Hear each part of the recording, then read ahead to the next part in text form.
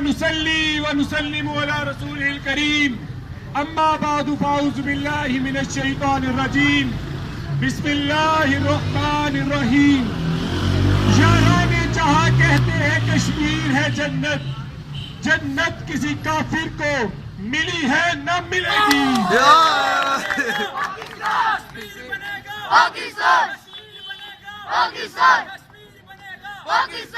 ہم انڈیا کی افواج کو آج یہ پیغام دینا چاہتے ہیں کہ پاکستان کا ہر طالب علم، ہر بچہ، ہر نوجوان ایک مجاہد ہے، ایک برہان والی ہے.